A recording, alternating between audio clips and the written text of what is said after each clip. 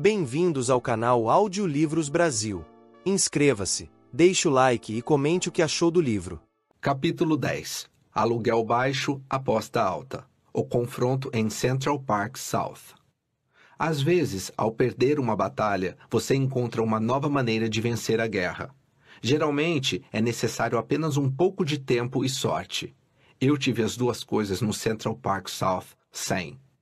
Esta é a história de um grupo de inquilinos que lutou com todas as forças para evitar que eu demolisse o local onde moravam. Eles venceram, mas, ao retardar meus planos por vários anos, nos quais os valores dos imóveis foram às alturas, e me forçarem a mudar meus planos originais por completo, sem querer, ajudaram-me a elaborar um projeto menos dispendioso e mais lucrativo. Ironicamente, a parte mais fácil do negócio foi comprar a propriedade. No início de 1981, Louise Sunshine, minha vice-presidente executiva na época, me contou que tinha ouvido falar da possibilidade de comprar 2 edifícios adjacentes em uma ótima localização. O primeiro era o Central Park South 100, prédio residencial de 14 andares na esquina da Central Park South com a Avenida das Américas. O outro era o Barbizon Plaza, um hotel de 39 andares de frente para o Central Park e dando a volta por trás do Central Park South 100, de modo que a frente leste do hotel ficava de frente para a Avenida das Américas. Os edifícios pertenciam a uma associação que incluía Marshall Loeb, da família de banqueiros Loeb, e Lambert Brussels Corporation, e Henry Greenberg. Em virtude da localização, os prédios eram um dos melhores imóveis do mundo. Além de ficar em uma das ruas mais amplas e elegantes da cidade, os prédios tinham vista para o Central Park. O Barbizon Plaza era meio que um hotel precário de preço médio, gerando, quando muito, lucros modestos. O Central Park South 100 era um prédio composto por apartamentos de aluguel controlado e aluguel estabilizado, o que significava que a renda mal cobria as despesas de manutenção do edifício. Exatamente por causa dessas desvantagens, consegui negociar um preço de compra muito favorável.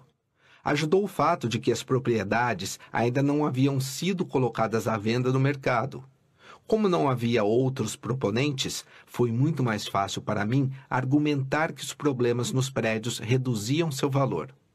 Provavelmente, também ajudou o fato de os proprietários serem um grupo de homens muito ricos, que decidiram vender não por precisar de dinheiro, mas porque um deles estava envelhecendo e queria colocar seus bens em ordem. Não tenho permissão para dizer quanto paguei, mas hoje a quantia não seria suficiente para comprar um lote vazio com 1/3 do tamanho em um local bem menos desejável de Manhattan. Mal olhei o faturamento dos 2 edifícios. Fui atraído pelo valor dos imóveis, não pela receita. Eu estava comprando uma ótima localização por um valor modesto, e do meu ponto de vista, a negociação praticamente não tinha aspectos negativos. Consegui hipotecar os prédios quase que de imediato, o que cobriu o valor da compra. Imaginei que, no pior dos casos, sempre seria possível vender com lucro. Mesmo em tempos difíceis, existem compradores para localizações de primeira categoria. A outra opção era fazer uma pequena reforma no hotel e aumentar o aluguel das lojas no térreo para valores de mercado à medida que os contratos chegassem ao fim. Além disso, à medida que os inquilinos de aluguel controlado ou estabilizado do Central Park South 100 falecessem ou se mudassem, eu poderia aumentar os aluguéis dos apartamentos. Apenas com essas coisas relativamente pequenas, eu poderia obter ao menos um retorno modesto do meu investimento. Acontece que modesto não é minha palavra favorita.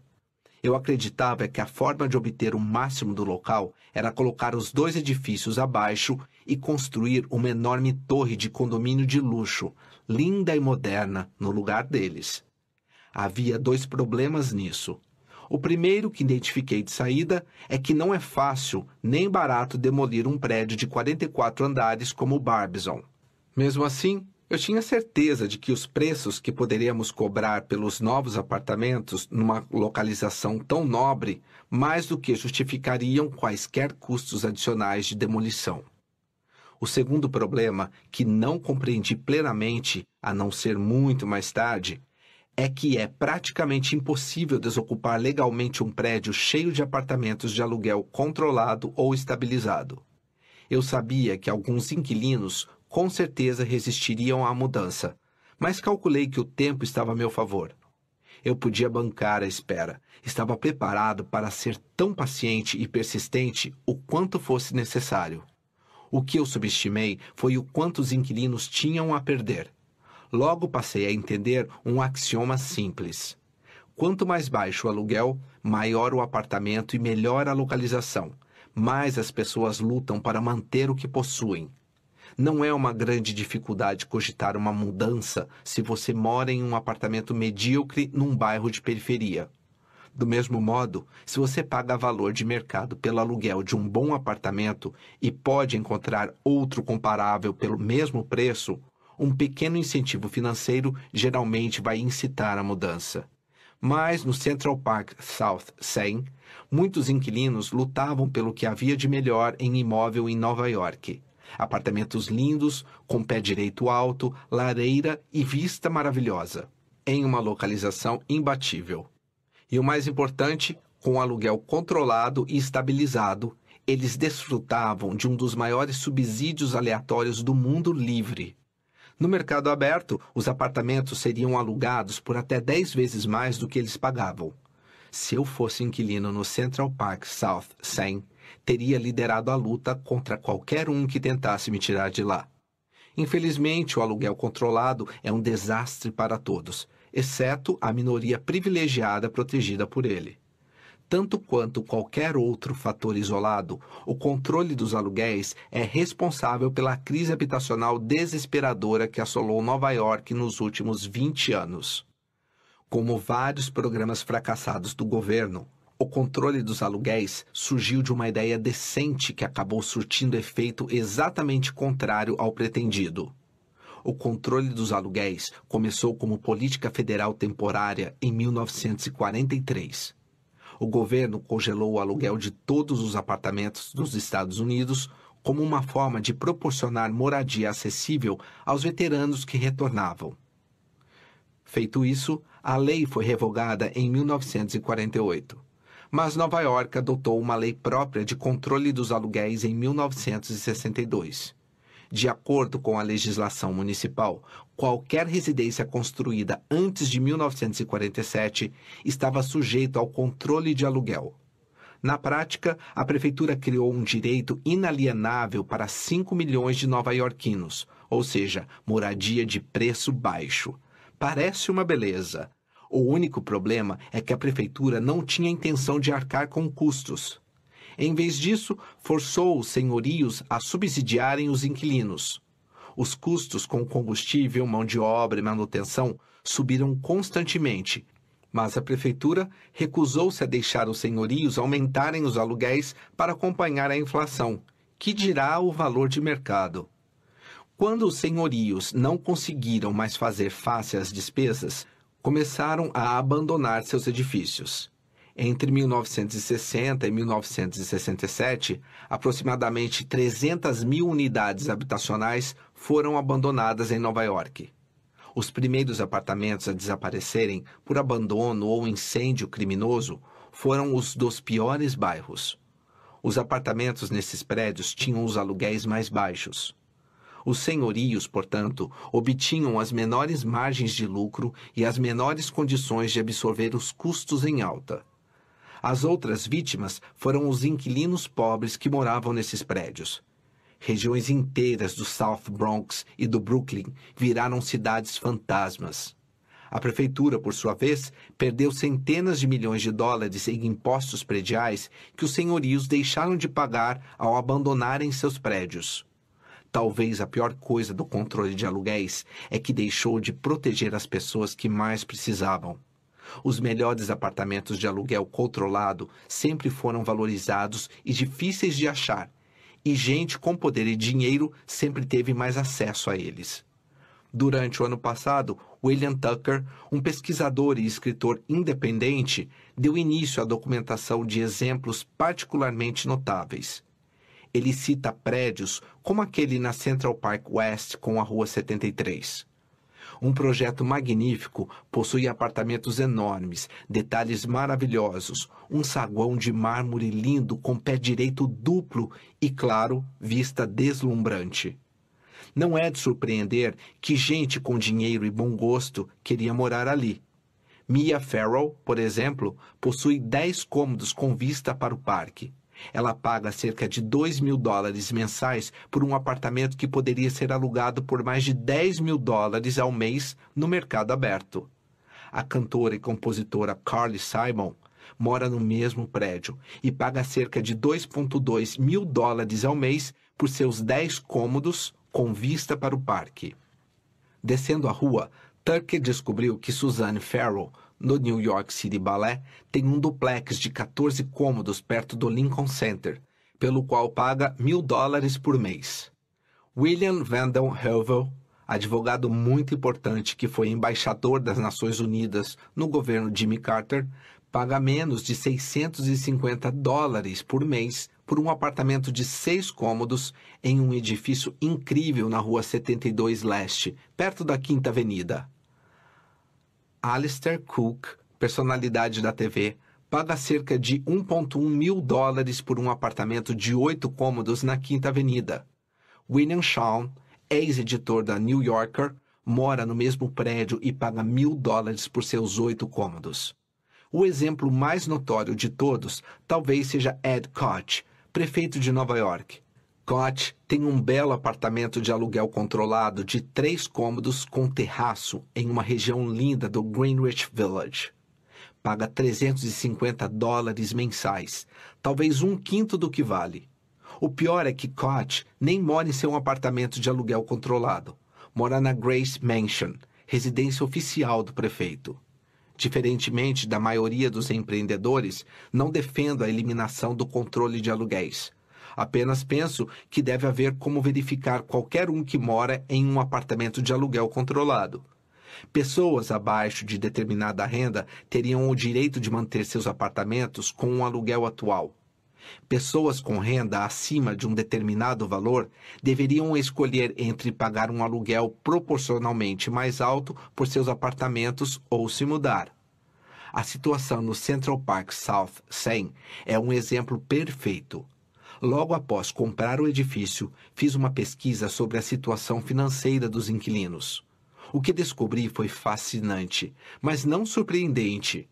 Existem 3 grupos distintos. O primeiro, que mora nos apartamentos maiores, com vista para o parque nos andares mais altos, é geralmente bem-sucedido, rico e bastante proeminente em alguns casos. O estilista de moda Arnold Scassi, por exemplo, tem um duplex de 6 cômodos de frente para o parque, pelo qual paga $985 por mês, mais ou menos o que custa alugar um estúdio de um cômodo por preços de mercado. Angelo De Sapio, outro inquilino rico e arquiteto de certo destaque, ocupa todo o 7º andar de frente para o parque, 9 cômodos alugados por $1.6 mil mensais. Mais um inquilino de uma linda moradia na Rua 63, que vale no mínimo $5 milhões, também tem 4 apartamentos combinados no Central Park South 100, com vista fabulosa para o parque do 13º andar e aluguel inferior a $2.5 mil por mês. Todos esses apartamentos poderiam ser alugados por valores muitas vezes maiores do que os pagos pelos atuais ocupantes ricos. O segundo grupo de inquilinos é o que chamam de yuppies, jovens profissionais, corretores da bolsa, jornalistas e advogados. Embora não necessariamente milionários, essas pessoas com certeza são afluentes. Boa parte ocupa apartamentos de 1 e 2 quartos de frente para o parque. O terceiro grupo de inquilinos mora em apartamentos menores, com cozinhas minúsculas e janelas para o pátio interno. Não causa surpresa que, no geral, sejam pessoas de menos recursos. Alguns são idosos e vivem de aposentadoria. Os aluguéis delas estão abaixo do mercado, mas num grau nem perto dos vizinhos mais ricos com apartamentos de frente. Um estúdio semelhante na vizinhança poderia ser alugado pelo dobro que a maioria desses inquilinos pagam hoje. John Moore, o líder dos inquilinos, era um homem que não se encaixava bem em nenhum grupo. Com 40 e poucos anos, esse cavalheiro é de uma família de dinheiro e de posição social. Seu avô foi um grande acionista da Tiffany & Company antes de Walter Holvin comprar a empresa, mas ele não teve muito sucesso. Fiquei convencido de que liderar os inquilinos deu a ele uma oportunidade de se sentir útil e importante. Claro que ele também tinha algo muito valioso para proteger: um lindo apartamento de 2 quartos com vista para o parque, pelo qual pagava um aluguel muito baixo. Desocupar o Barbizon Plaza foi fácil. Tudo o que tive que fazer foi parar de alugar os quartos do hotel. Porém, antes de abrir mão dessa renda, eu queria desocupar o Central Park South 100. Infelizmente, cometi um erro muito grave logo no início. Eu deveria ter me envolvido pessoalmente. Era o que sempre havia feito no passado e que sempre havia funcionado para mim. Mas, para ser franco, convencer inquilinos a se mudar não era o tipo de trabalho que eu apreciasse. Em vez disso, decidi contratar uma empresa especializada em mudança de inquilinos. A Citadel Management me foi recomendada por vários executivos de alto escalão de empresas bem conhecidas que usaram a firma e atestaram sua reputação. Eu não estava à procura de caras agressivos. Aquele era um local de grande visibilidade e já havia muita gente no encalço de Donald Trump. A última coisa de que eu precisava era criar controvérsia. Meu plano original era muito direto. Informaríamos aos inquilinos do Central Park South 100 que pretendíamos demolir o edifício, junto com o Barbizon ao lado. Daí, ofereceríamos ajuda para encontrar novos apartamentos adequados, bem como incentivos monetários para a mudança. Entretanto, os moradores se organizaram rapidamente. Formaram uma associação de inquilinos e decidiram contratar um escritório de advocacia para representá-los. Dinheiro não era problema. Os inquilinos mais ricos tinham a maior parte do dinheiro a perder e estavam mais do que dispostos a bancar quaisquer honorários de advogados. Muitos concordaram em contribuir com $8.000 por ano para a causa. No fim das contas, isso era barato, comparado aos $10.000 mensais que poderiam pagar para morar em um apartamento parecido em outro lugar. O escritório escolhido já tivera certo sucesso representando inquilinos contra ordens de despejo. Eles ganhavam mais do que a maioria dos advogados de senhorios. A abordagem era resistir ao despejo em todas as frentes e amarrar a coisa no tribunal pelo maior tempo possível, talvez na esperança de fazer o maior acordo possível com o senhorio. Eu estava confiante de que tinha todo o direito legal de esvaziar o Central Park South 100, a fim de construir um novo edifício maior no local. Para despejar os inquilinos de apartamentos sem aluguel controlado, tudo que eu tinha que mostrar era meus planos de demolir o prédio para construir um novo. Para despejar os inquilinos de aluguel controlado, tinha que cumprir padrões mais rigorosos, mas nada parecia intransponível. Primeiro, eu tinha que provar que o prédio novo proporcionaria no mínimo 20% a mais de unidades residenciais do que o anterior. Isso era bem fácil, uma vez que, obviamente, era de meu interesse financeiro erguer um prédio maior. Em segundo lugar, eu tinha que provar que o prédio antigo obtinha lucro líquido de menos de 8,5% do valor estimado. Em virtude do controle de aluguéis, a estimativa era de irrisórios $1,5 milhão, ou seja, a prefeitura quase não arrecadava impostos sobre o edifício. E embora eu não pudesse incluir meu serviço da dívida como parte das despesas, o prédio não chegava nem perto da margem de 8,5%. Com o serviço da dívida incluído, na verdade eu estava perdendo um volume substancial de dinheiro. De qualquer forma, se a prefeitura julgasse apenas pelos méritos, eu estava convencido de que teriam que aprovar nosso pedido de demolição e ordenar a saída dos inquilinos restantes. Quando a Citadel assumiu a gestão do prédio no início de 1981, dei 2 instruções. A primeira era tentar encontrar novos apartamentos para o máximo possível de inquilinos. A segunda era continuar fornecendo todos os serviços básicos para eles. Acontece que é muito fácil evacuar um edifício se, Como muitos senhorios, você não se importa em ser um cara mau. Quando esses senhorios compram prédios que pretendem evacuar, usam nomes corporativos difíceis de rastrear. Depois contratam capangas que chegam com marretas para arrebatar a caldeira, destruir as escadas e provocar inundações, fazendo buracos no encanamento. Importam montes de viciados, prostitutas e ladrões e colocam nos apartamentos vagos para aterrorizar os inquilinos renitentes. Isso é o que eu chamo de intimidação. Eu nunca faria esse tipo de coisa por razões morais e também por razões práticas. Compro edifícios em meu nome e tenho uma reputação a zelar. Os inquilinos do Central Park South 100 tinham aquecimento e água quente em abundância. Tratei de resolver irregularidades notórias, ainda que modestas, do edifício, embora se encontrem dezenas de irregularidades em prédios elegantes de todo Upper East Side. A última coisa que eu queria era dar aos inquilinos embasamento legítimo para se oporem a mim. O que eu não fiz foi administrar o Central Park South 100 como um edifício de luxo da Park Avenue. A renda dos aluguéis, que mal cobria minhas despesas básicas, simplesmente não permitia luxos. Nem inquilinos que pagavam aluguéis minúsculos abaixo do mercado tinham qualquer direito de esperar tal coisa. Por exemplo, quando assumimos o prédio, havia um telefone no saguão. Não um telefone pago, mas gratuito. Supostamente era para emergências. Só que alguns inquilinos usavam o telefone para ligar para os amigos da Gstaad e St. Moritz. Os porteiros deixaram de usar uniformes chiques. Economizei uma pequena fortuna na conta da lavanderia. Para garantir a segurança, os porteiros pararam de deixar a porta para ir ao encontro dos inquilinos no meio da quadra e carregar as compras deles. As lâmpadas de alta voltagem dos corredores foram substituídas por lâmpadas mais fracas, pois, como qualquer senhorio ligado em custos vai dizer, apenas isso economiza muitos milhares de dólares na conta da luz. O que não previ foi que os inquilinos tentariam usar o fato de que estávamos gerindo o prédio de modo mais eficiente, como evidência de que estávamos perseguindo-os e tornando suas vidas insuportáveis. De certa forma, fazia sentido. Estamos falando de pelo menos algumas pessoas para quem, no fim das contas, privação era não conseguir uma mesa no Le Cirque com 30 minutos de antecedência. Se tem uma coisa que aprendi com os ricos, é que tem um limiar de tolerância muito baixo até para os mais leves desconfortos.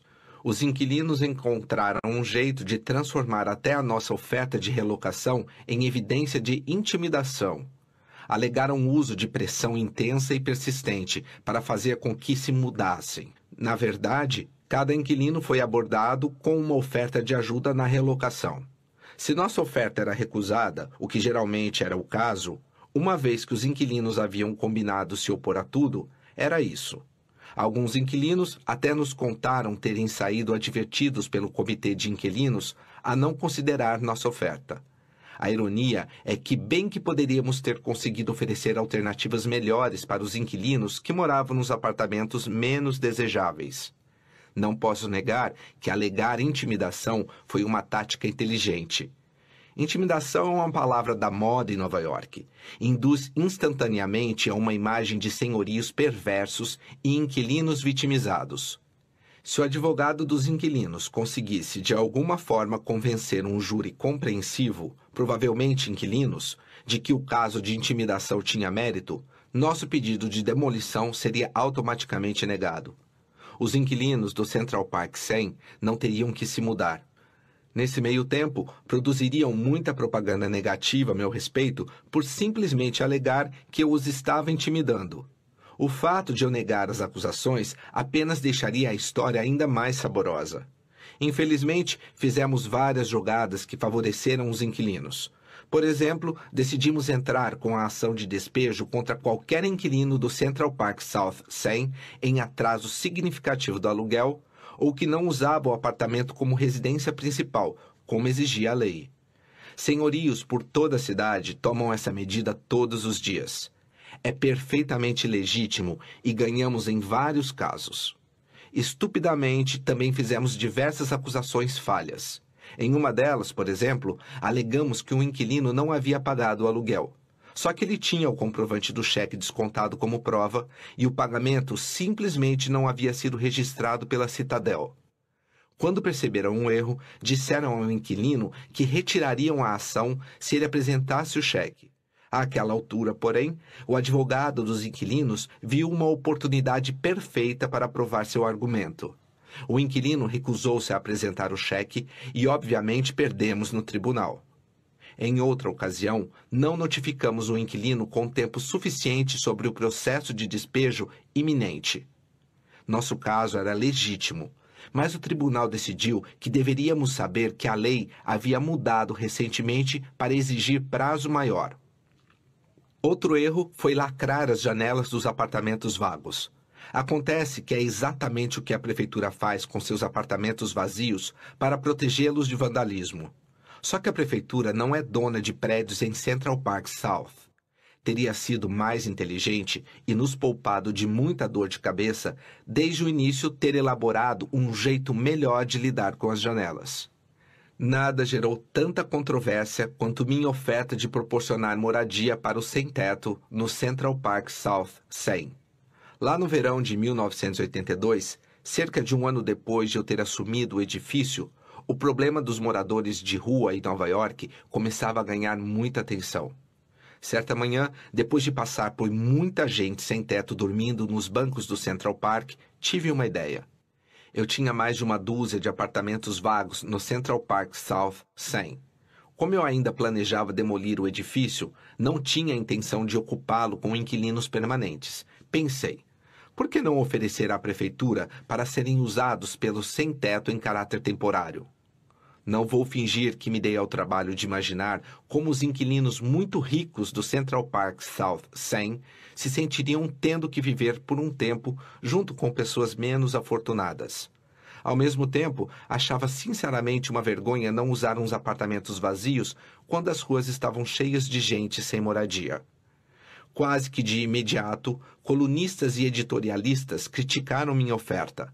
As autoridades municipais, sentindo a potencial controvérsia, responderam: não, obrigado.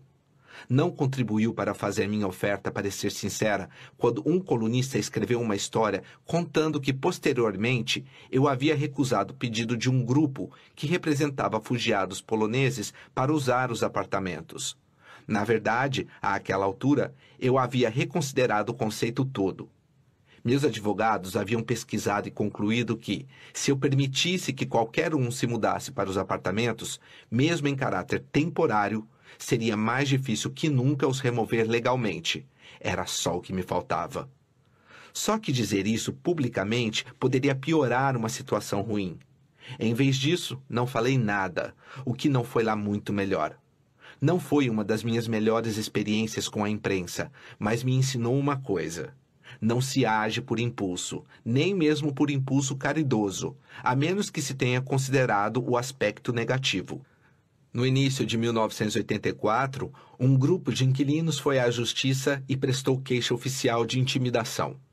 Praticamente todas as queixas eram triviais, mas mandei meu pessoal cuidar de cada uma mesmo assim. Nem isso adiantou. Em janeiro de 1985, a Justiça Estadual concordou em considerar as acusações dos inquilinos. Claro que de início tínhamos cometido erros, mas nenhum tinha causado verdadeira dificuldade. Do meu ponto de vista, a tática dos inquilinos foi um jeito inteligente de intimidação reversa.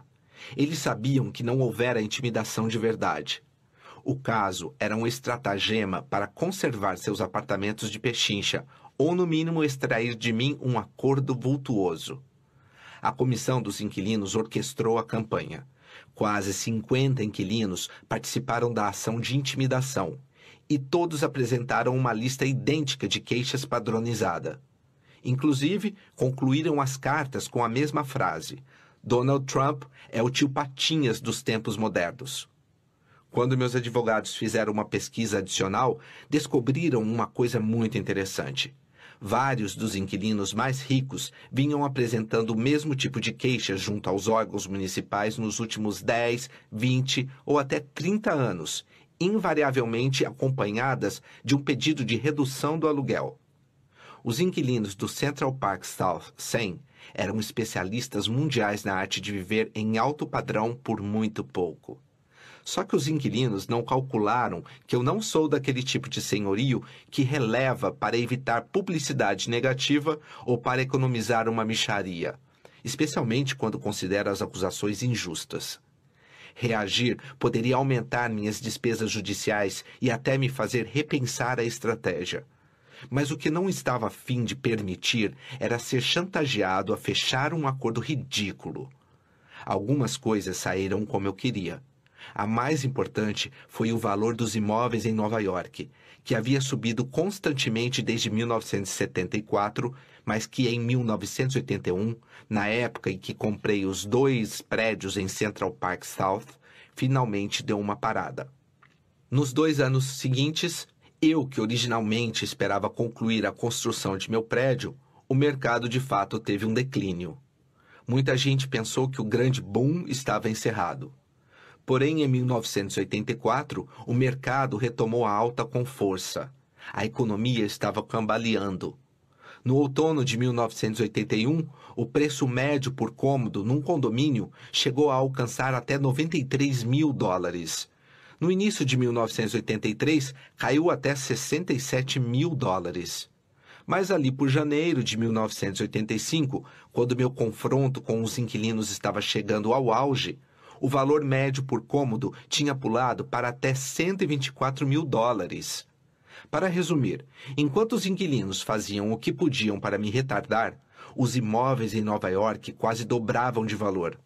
Mesmo que construísse apenas no local do Bar Bison, que concluí que era a solução mais fácil, eu ganharia mais do que se tivesse construído no terreno inteiro 2 anos antes. Além disso, havia muitos apartamentos vagos no Central Park South 100, e com o tempo, o número só poderia aumentar. A lei permitia que alugássemos alguns apartamentos vazios a preço de mercado. De fato, eu estava sentado em uma mina de ouro. A outra coisa que aconteceu durante esse período foi que os gostos e tendências em arquitetura começaram a mudar. Na época em que comprei os prédios em Central Park South, o estilo dos arranha-céus era representado basicamente por torres de vidro elegantes e muitíssimo modernas. A Trump Tower talvez fosse o exemplo máximo. Como o estilo era tão bem recebido e tão bem sucedido, pareceu lógico projetar um prédio semelhante, elegante e moderno, no terreno do Central Park South. Em 1984, contudo, senti que uma nova onda arquitetônica estava se estabelecendo, e era a onda do antigo. As pessoas que compram apartamentos em primeira linha em Nova York tendem a ser extremamente ligadas em moda, na arquitetura, assim como em tudo mais. Sou um homem prático. Se o que as pessoas querem é um estilo antigo, é isso que vou fornecer. Não estou interessado em prédios que não vendam. No começo de 1985, incumbi um arquiteto de projetar um novo prédio para o terreno do Barbizon Plaza, mas um que incorporasse elementos mais antigos e clássicos compatíveis com o Central Park 100. Na verdade, não estava totalmente empolgado. Nunca fui muito fã do pós-modernismo, o primeiro movimento da arquitetura que misturou elementos clássicos com um design moderno. Para mim, isso com frequência representava o pior dos 2 mundos. Os materiais e as habilidades dos artesãos raramente são de primeira classe, porque a maioria dos construtores não paga o que isso exige. E os elementos clássicos nos projetos pós-modernos quase sempre parecem imitações. Ao mesmo tempo, tais elementos interferem com a aparência elegante dos melhores projetos modernos. Quando meu arquiteto mostrou a maquete de um prédio com visual antigo para o terreno do Bar Bison, o projeto não foi a primeira coisa que me chamou a atenção. Notei que o novo prédio era muito menor do que aquele que se pretendia substituir. Perguntei ao arquiteto o porquê disso. É o zoneamento, ele explicou.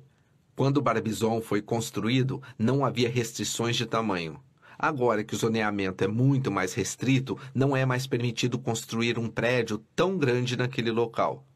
Quer dizer que, perguntei, se eu demolir e reformar tudo por dentro e deixar apenas a fachada e a estrutura de aço intactas, está bom?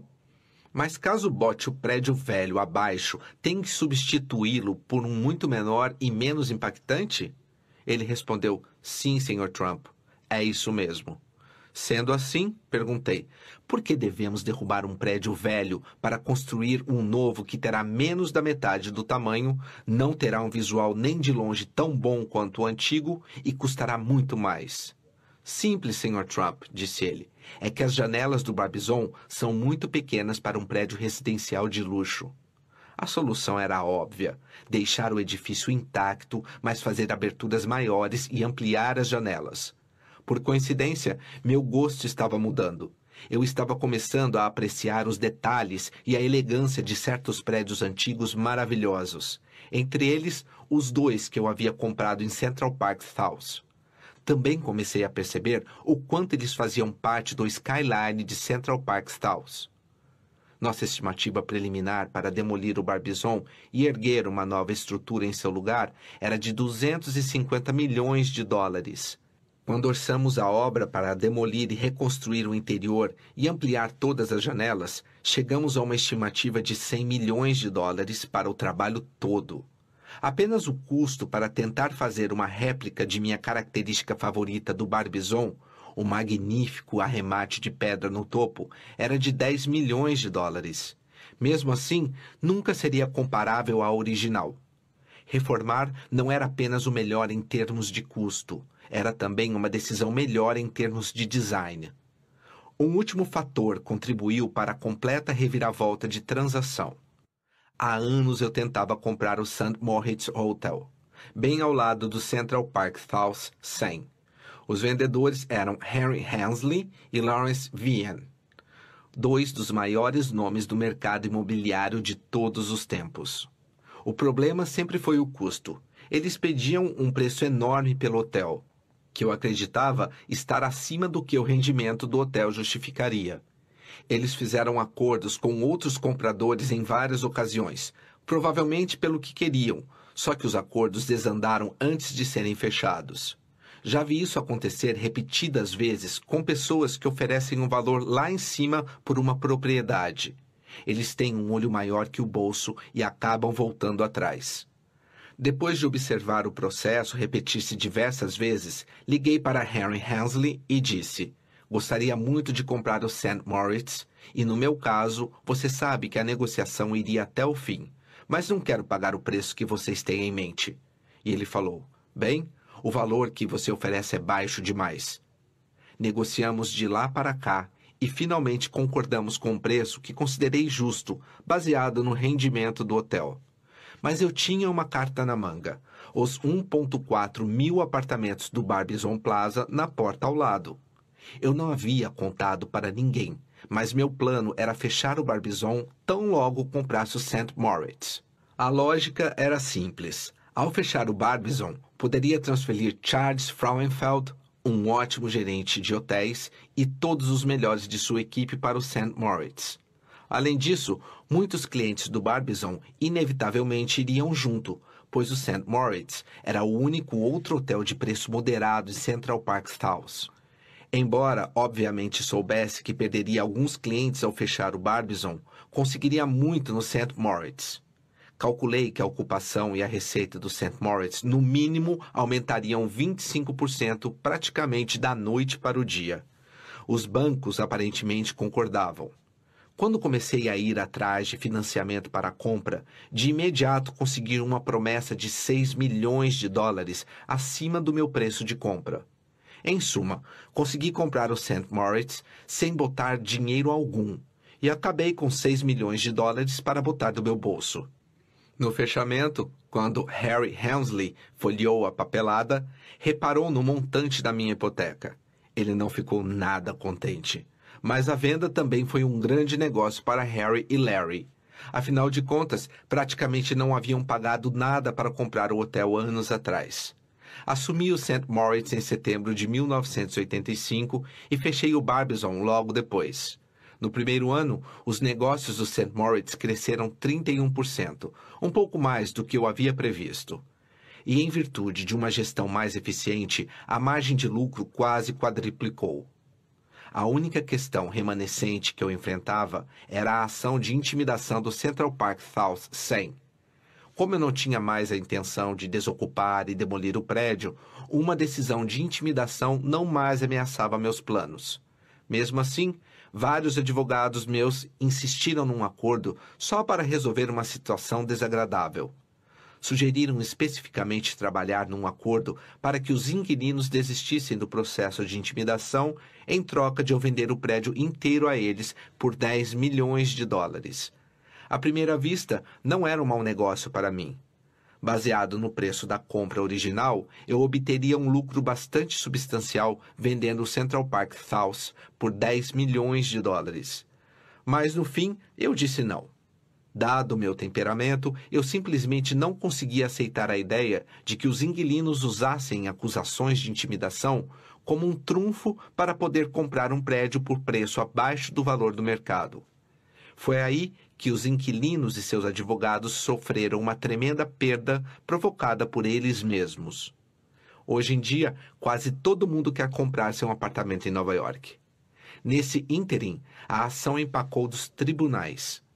Um juiz da Suprema Corte Estadual decidiu em agosto de 1985 que não havia provas claras de intimidação.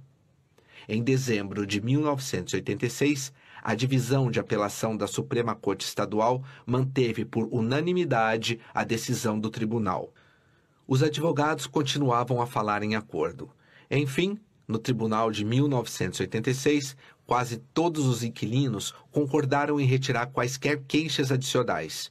De qualquer forma, como eu não mais planejava demolir o prédio, concordei em retirar todas as ações de despejo e conceder novos contratos de aluguel para eles. Também concordei em isentar 3 meses de aluguel para todo inquilino que participasse do acordo. Por sua vez, todos os inquilinos que haviam sustado o aluguel, em alguns casos até por 1 ano, concordaram em pagar. O montante total ultrapassou os 150 mil dólares. Enquanto o Estado encerrava o caso, a Prefeitura insistia em levar adiante o processo de intimidação. Até John Moore, líder dos inquilinos, ficou surpreso. Ele disse para um repórter que a Prefeitura forçar o caso era como bater no cavalo depois de ele ter voltado para o estábulo. As verdadeiras vítimas eram os contribuintes. A Prefeitura estava optando por gastar dinheiro e recursos humanos num caso inexistente e resolvido, numa época em que havia várias outras questões importantes para resolver. Na minha opinião, o caso prossegue unicamente porque destruí Ed Koch no abatimento de impostos da Trump Tower e o constrangi com Woman Rink. Nesse ínterim, mudei o nome do Barbizon Plaza para Trump Park e comecei a reforma. Uma das primeiras coisas que fiz foi contratar uma empresa chamada Rose Incorporation. Pense em especialização surreal. Esse pessoal não faz nada além de abrir buracos para ganhar a vida. Felizmente, fazem isso muito bem.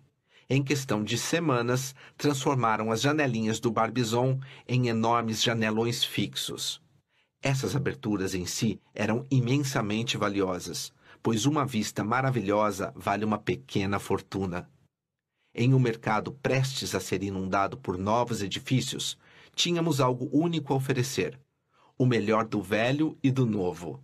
Os detalhes e ornamentos do exterior do prédio permaneceram, incluindo o cume. Também permaneceram outras características, como o pé direito de 3,6 metros dos apartamentos, algo que um construtor sequer cogita num prédio novo, simplesmente porque o custo é alto demais. Ao mesmo tempo, a nova estrutura proporcionou ao prédio diversas vantagens em relação aos mais antigos: novo encanamento, paredes lisas, fiação moderna, elevadores rápidos e, claro, janelões fixos de vidro duplo. A previsão é que o prédio fique pronto no outono de 1987, mas colocamos os apartamentos no mercado em novembro de 1986. Em 8 meses, vendemos 80%, quase 270 apartamentos. Um indivíduo comprou 7 apartamentos por um total de 20 milhões de dólares. Quando o prédio estiver todo vendido, muito provavelmente antes que o primeiro inquilino se mude, teremos uma receita bruta superior a 240 milhões de dólares. E isso antes de eu fazer qualquer coisa com o Central Park South 100 e as lojas na rua. Está tudo bem quando acaba bem. Os inquilinos do Central Park South 100 mantiveram seus apartamentos. Central Park South conservou 2 de seus edifícios emblemáticos e a prefeitura em breve estará arrecadando mais impostos prediais do que nunca.